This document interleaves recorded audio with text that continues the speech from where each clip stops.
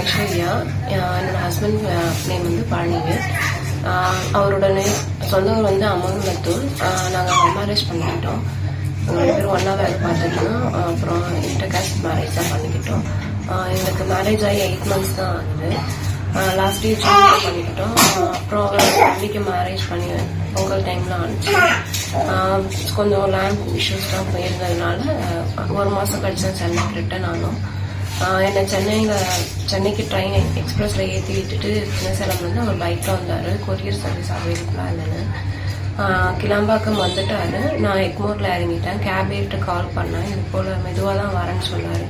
என்கிட்ட பேசிட்டு அந்த இன்பிட்வீன் நடுவில் அவர் ஹெல்மெட் போடலை. போட்டிருந்தாரு கண்டிப்பாக அப்படி ஆயிருக்காது.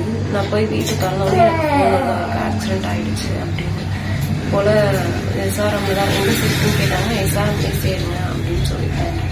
அப்புறம் அன்னைக்கு நைட்டே என்கிட்ட ஸ்கேன் ரிப்போர்ட் காமிச்சாங்க. 4:40க்குலாம் இது போல் ஆக்சிடென்ட் ஆயிடுச்சு. 5:30க்குலாம் நான் ரீச் ஆகிட்டேன். வேளச்சேரியிலேருந்து எஸ்ஆர்எம் போயிட்டேன் பத்தடிக்கு. அப்போவே பிளட் ஃப்ளோ கொஞ்சம் நின்றுச்சுன்னா நம்ம ஆப்ரேஷன் இதுக்கு ட்ரை பண்ணலான்னு சொன்னாங்க.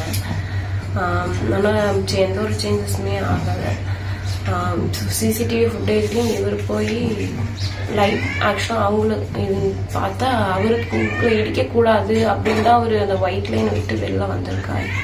அவங்கள இடிக்கக்கூடாதுன்னு சொல்லிட்டு இவர் போயிட்டு பைக்கை கீழே போட்டு விழுந்திருக்காரு. அதுதான் நடந்திருக்கு. அவங்களுக்கு எதுவும் ஆகக்கூடாதுன்னு நினச்சிதான் இவர் இந்த ட்ரைவ் பண்ணி வந்திருக்காரே தவிர தெரியாமல் அந்த 1 செகண்ட்ல நடந்துருச்சு. அப்புறம் 4 நாள் வச்சிருந்தவங்க எஸ்ஆர்எம்ல எந்த ஒரு சேஞ்சஸுமே நடக்கல. அப்புறம் ஆர்கன் டொனேஷன் பண்ணுறேன்னு அவர் ஆல்ரெடி பிஜியில் படிக்கிறப்பே கொடுத்துருந்தாரு போல அப்டேட் பண்ணியிருந்தார். அதனால அவர் விருப்பப்படியே நாங்கள் ஆர்கன் டொனேஷன் பண்ணிட்டோம்.